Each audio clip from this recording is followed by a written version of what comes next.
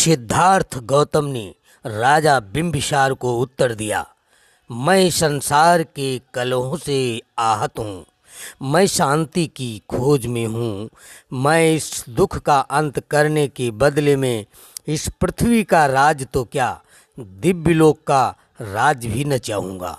यह जो आपने कहा है कि धर्म, अर्थ और काम ही मनुष्य के 3 पुरुषार्थ हैं, और आपका यह भी कहना है कि मैं दुख के मार्ग पर हूँ, तो आपके तीनों पुरुषार्थ अनित्य हैं और असंतोषकारक हैं।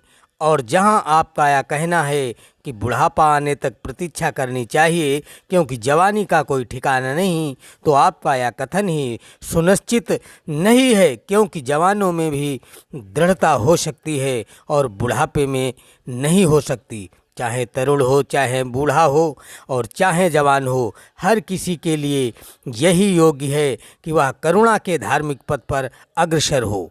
जहाँ आपका यह कहना है कि मैं यज्ञ करने में अप्रमादी बनूं क्योंकि वे मेरे कुल के अनुकूल हैं और महान फलदायी हैं, तो ऐसे यज्ञों को नहीं करना चाहिए जिनमें निरीह प्राणियों का वध होता है।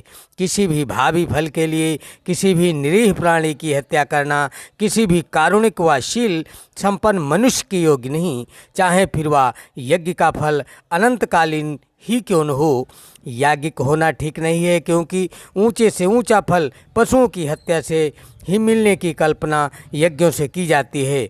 मैं अगले जन्म में मिलने वाले किसी फल की आशा से कोई कर्म करने के लिए प्रेरित नहीं हो सकता। हे राजन, मेरे मन को भावी जन्मों की कल्पना में सुख नहीं मिलता, क्योंकि ऐसे कर्मों की दिशा उसी तरह निश्चित और अस्थिर है जैसे बादलों से घिरी हुई कोई बारिश प्रताड़ित होती हो। इस प्रकार से सिद्धार्थ गौतम ने राजा बिंबिसार को उत्तर दिया। भवतु शब मंगलम, शब का मंगल होए।